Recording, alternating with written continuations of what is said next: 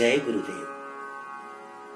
बंधुओं, प्राकृत प्रशिक्षण के इस क्रम में आज हम दूसरे चरण की बात लेकर के आपके सामने प्रस्तुत हैं।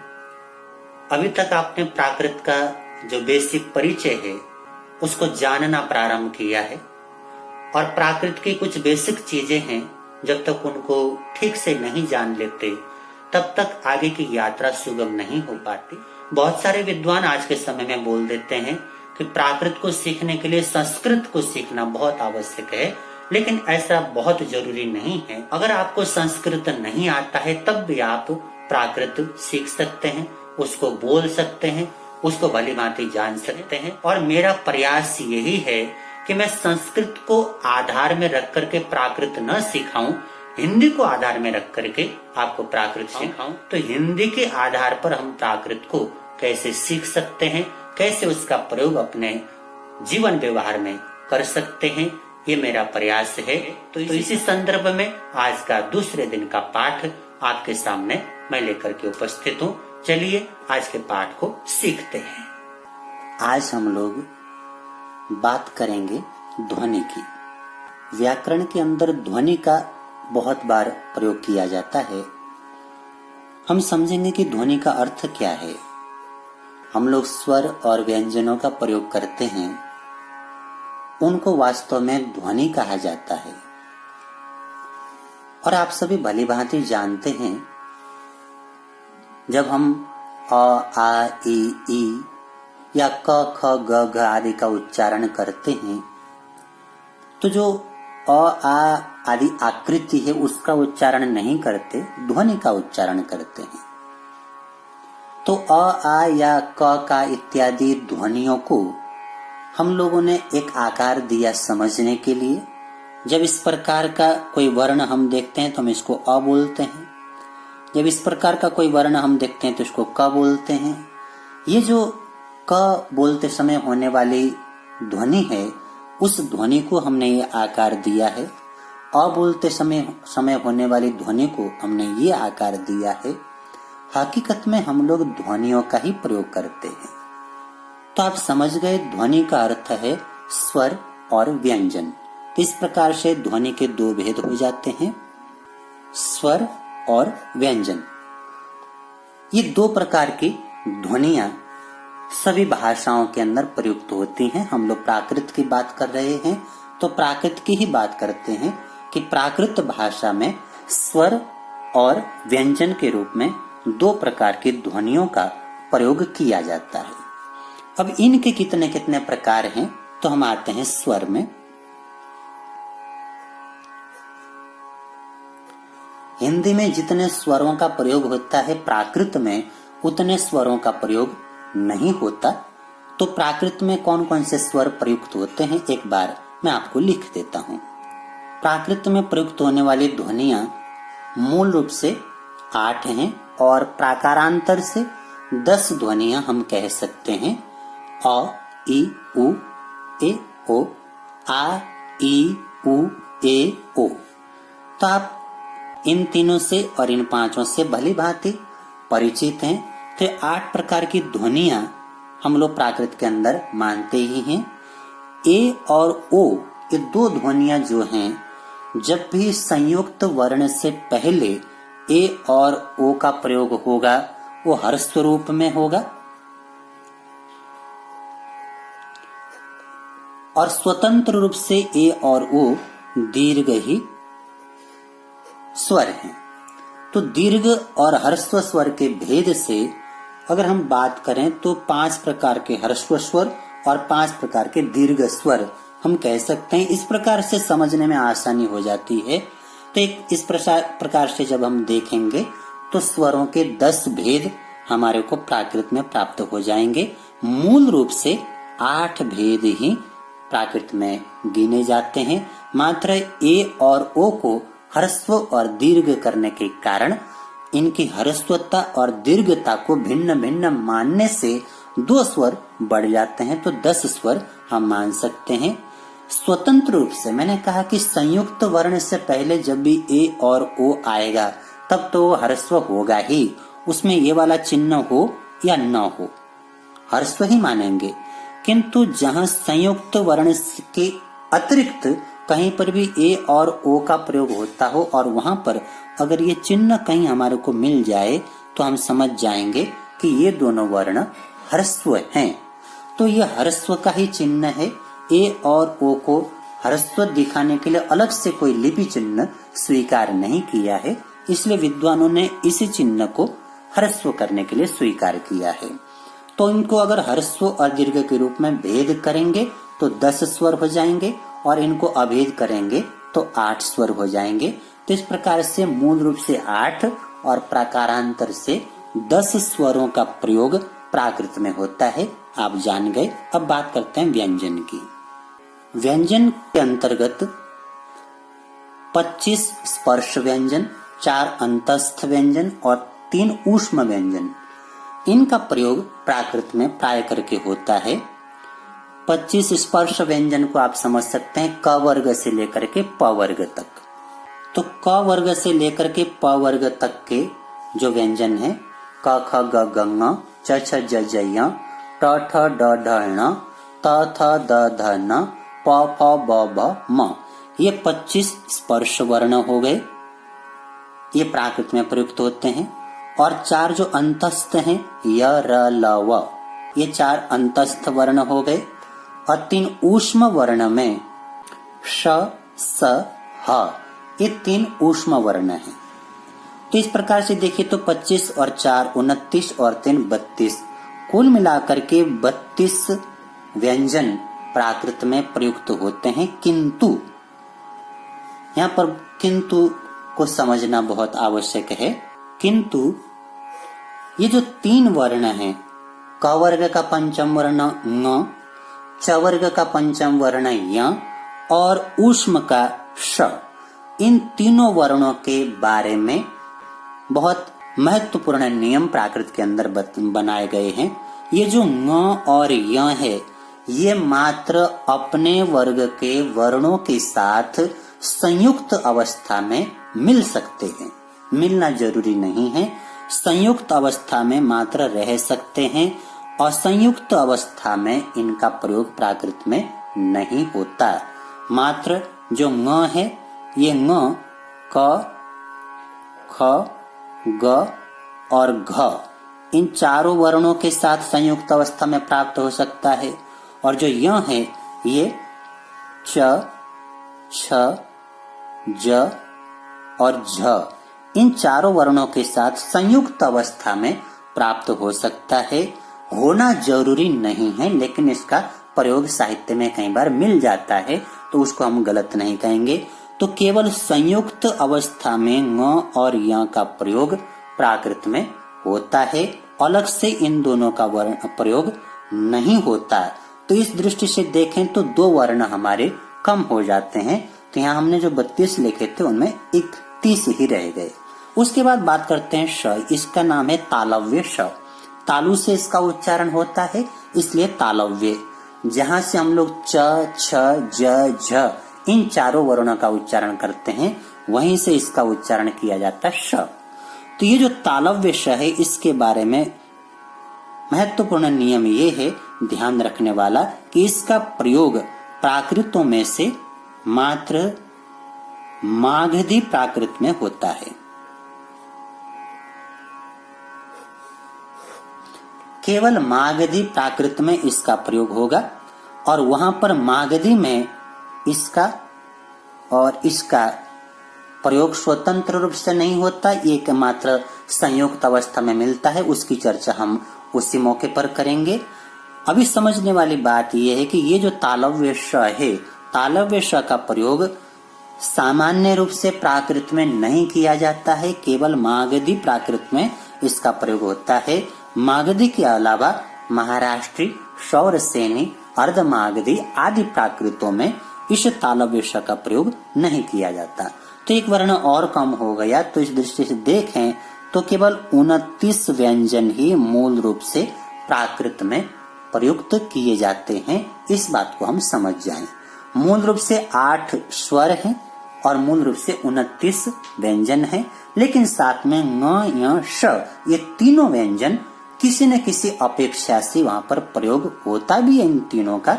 इसलिए टोटल अगर मान करके चलें तो 32 व्यंजनों का प्रयोग प्राकृत में हो रहा है, और टोटल स्वरों को देखें तो 10 स्वरों का प्रयोग प्राकृत में होता है। ये बात हम समझ गए। अब हम चलते हैं आगे। अगला टॉपिक है प्रकृति और आकृति। प्रकृति के बारे में चर्चा आई थी, जिसके बारे में मैंने आपको बताया था कि नाम, धातु, अव्यय, उपसर्ग इत्यादि को प्रकृति कहा जाता है। इसी प्रकृति को हम लोग मुख्य रूप से नाम और धातु के रूप में इस समय स्वीकार करेंगे। नाम और धातु ये मुख्य रूप से प्रकृति हो गई। प्रकृति को ही प्रातिपदिक भी कह करके पुकारा जाता है। तो प्रकृति वो है जो मूल है, चाहे वो नाम शब्द है या धातु है, उसका जो मूल है उसको प्रकृति कहा। और आकृति का मतलब उस मूल में जो भी संबंध तत्व जोड़ करके हम उसका रूप बनाते हैं वो आकृति है। यहाँ पर आकृति को ही प्रत्यय कह करके पुकारा गया है। तो प्रकृति का मतलब नाम और धातु, और आकृति का मतलब प्रत्यय। प्रत्यय हमेशा बाद में जोड़ा जाता है, इस बात को आप लोग ध्यान रख लेंगे। मूल रूप से प्रत्ययों का भेद जो है वो दो है, सुबंत प्रत्यय और तिङंत प्रत्यय। तो प्रत्यय मुख्य रूप से दो प्रकार के माने गए हैं, सुबंत और तिङंत। ये जो सुबंत प्रत्यय है ये संज्ञा में लगते हैं, सर्वनाम में लगते हैं, विशेषण में लगते हैं। संज्ञा, सर्वनाम और विशेषणों में लगने वाले जो प्रत्यय हैं उनको कहा जाता है सुबंत प्रत्यय, और धातु अर्थात क्रिया में लगने वाले जो प्रत्यय हैं उनको तिङंत प्रत्यय कह करके पुकारा जाता है। तो सुबंत प्रत्यय संज्ञा, सर्वनाम, विशेषण में प्रयुक्त होते हैं, और तिङंत प्रत्यय क्रिया में अर्थात धातु में लगते हैं, और इस प्रकार से शब्द का परिवर्तित रूप पद बन जाता है। तो प्रकृति और प्रत्यय को और थोड़ा विस्तार से समझने के लिए मैं एक दो उदाहरण यहाँ पर लिख लेता हूं। जैसे राम एक शब्द है, हस ये क्रिया है, ठीक है, ये धातु हो गया, और ये संज्ञा कहिए, शब्द कहिए ये। अब हम लोग राम और हस इनका भाषा में ऐसे ही प्रयोग नहीं करते। इन दोनों को प्रयोग करने के लिए हमारे को इनके साथ में कुछ न कुछ जोड़ना होता है।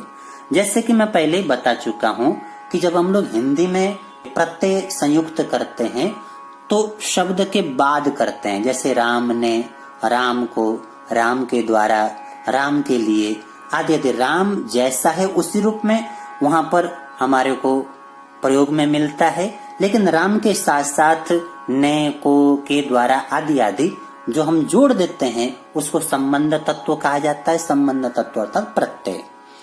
तो जब ये जो शब्द है, इस शब्द में जब कोई प्रत्यय जुड़ता है तब जाकर के बनता है ये पद। राम शब्द हो गया। अब राम के अंदर आप जोड़ दीजिए सी प्रत्यय, तो बन जाएगा रामो। ये हो गया पद। ऐसे हस क्रिया है, इस क्रिया के अंदर आप जोड़ दीजिए ई प्रत्यय, तो बन जाएगा हसई। हो गया हंसता है, रामो हसई, राम हंसता है। ऐसे हमारा वाक्य बन जाता है। इसको कहेंगे क्रियापद और इसको कहेंगे संज्ञापद। राम प्लस सी जोड़ने के बाद रामो बन गया, ये हो गया संज्ञापद। और हस प्लस ई जोड़ने के बाद हसई बन गई, ये हो गया क्रियापद। तो पद के दो भेद हो गए, संज्ञापद और क्रियापद। इनको पद कहा जाता है। केवल राम, शाम आदि जो मिलते हैं उनको शब्द कहा जाता है। शब्द और पद में यही भेद है। इसलिए आचार्य पाणिनि ने अपने अष्टाध्यायी के अंदर लिखा है सुप्तिगंतम पदम। सुप तिङंतम पदम का अर्थ है जब ये सुबंत प्रत्यय और ये तिङंत प्रत्यय जब किसी शब्द में और धातु में सुबंत प्रत्ययों का संयोजन होता है और तिङंत प्रत्ययों का संयोजन होता है, तब जाकर के वो संज्ञा अथवा क्रिया पद बनता है, उससे पहले वो पद नहीं बनता। तो एक शब्द की पद तक की यात्रा कैसे होती है उस बात को हम यहाँ पर समझ गए। अब हम देखते हैं कि ये सुबंत प्रत्यय लगाने के बाद शब्द का कैसा रूप बनता है और तिङंत प्रत्यय लगाने के बाद धातु का कैसा रूप बनता है। एक बार उसको स्पष्ट समझ जाएंगे तो आगे की बातें समझनी बहुत आसान हो जाएंगी। यहाँ पर मैंने लिख लिया है सुबंत प्रत्यय। सबसे पहले हम बात करते हैं अकारांत शब्द की। कोई भी अकारांत शब्द लेकर के हम उसके साथ प्रत्ययों का संयोजन करके आगे बढ़ेंगे। हम ले लेते हैं देव शब्द को। देव अकारांत है, अंत में अ हो तो अकारांत कहलाता है, अंत में ई हो तो इकारांत, आ हो तो आकारांत इत्यादि। ये बात आप समझ जाएं। अब देव है, देव शब्द को लेकर के ये प्रकृति हो गई देव, इसमें हम लोग प्लस प्रत्यय का संयोजन करेंगे। तो जब शब्द होगा तो विभक्ति प्रत्यय लगाएंगे, धातु होगा तो तिङंत प्रत्यय। तो यहाँ चूंकि देव शब्द है तो यहाँ पर हम लोग विभक्ति प्रत्यय जो सुबंत प्रत्यय हैं उनका संयोजन करेंगे। विभक्ति यहाँ मैं लिख लेता हूं।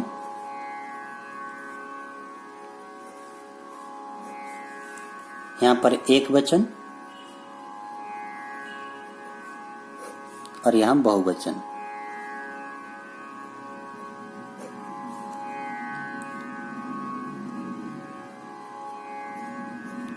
प्रथमा विभक्ति है।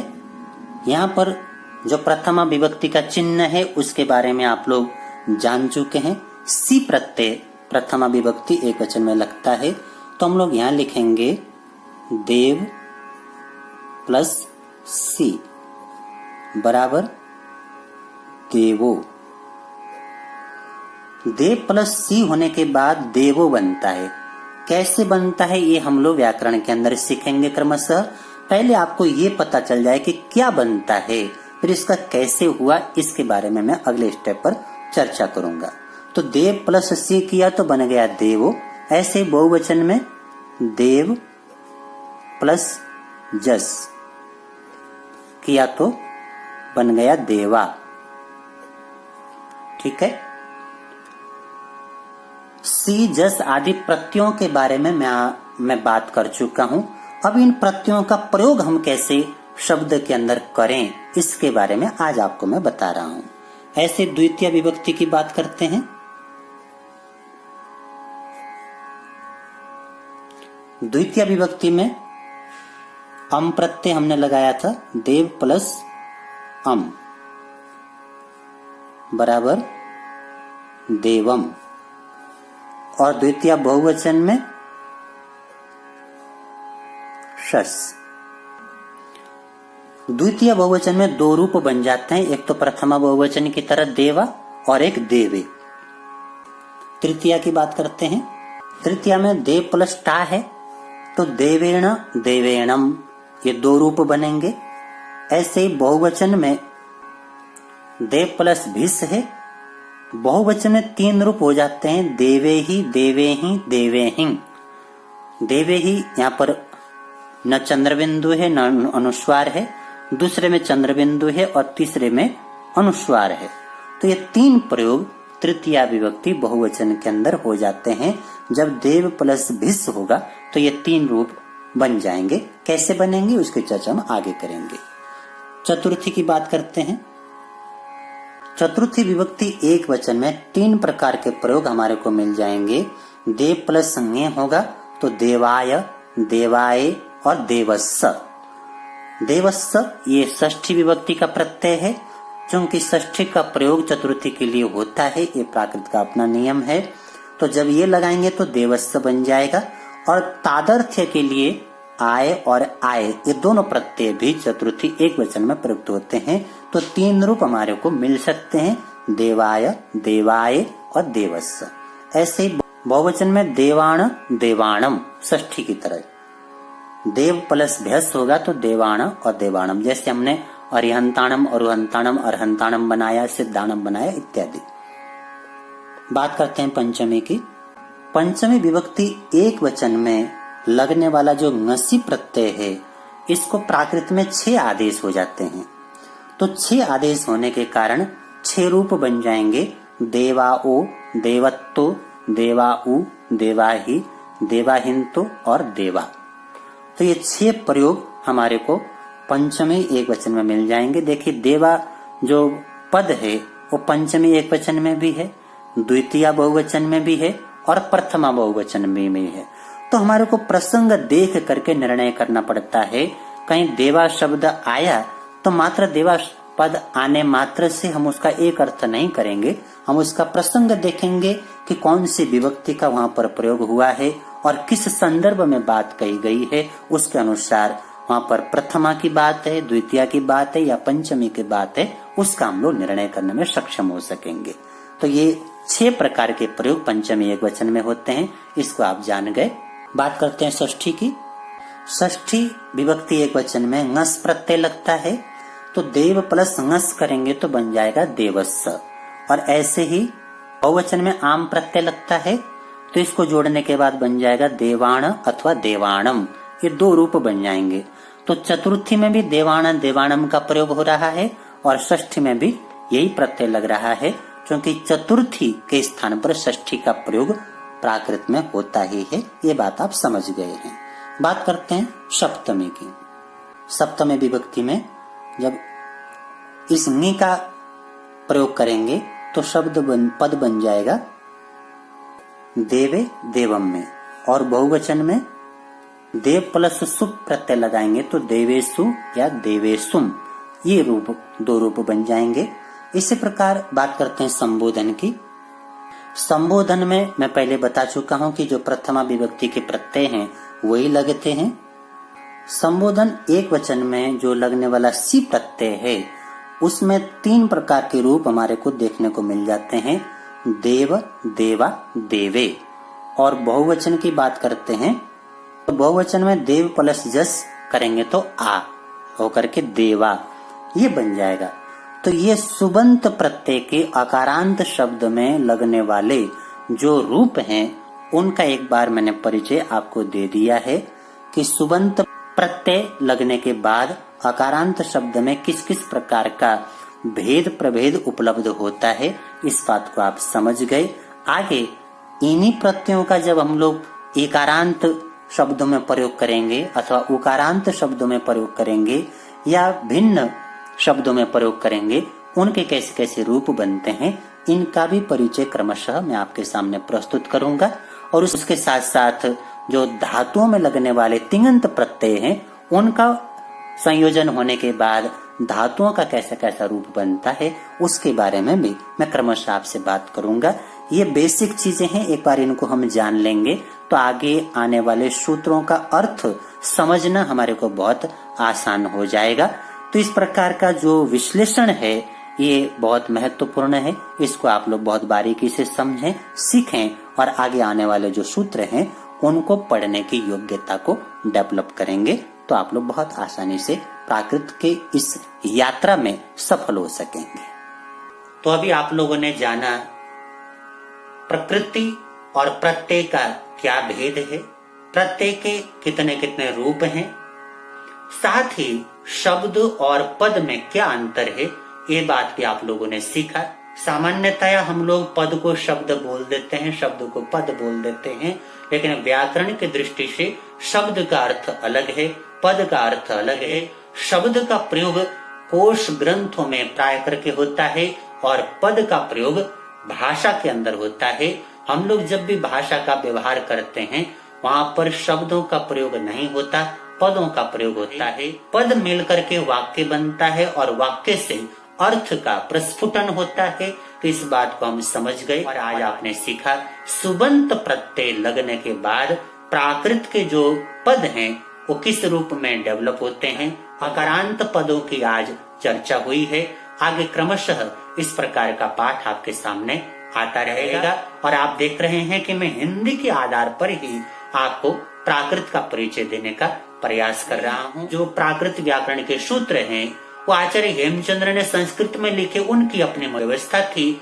क्योंकि उन्होंने पहले संस्कृत का व्याकरण पढ़ाने के बाद प्राकृत व्याकरण पढ़ाया है, तो उनके पास संस्कृत का आधार बना हुआ था।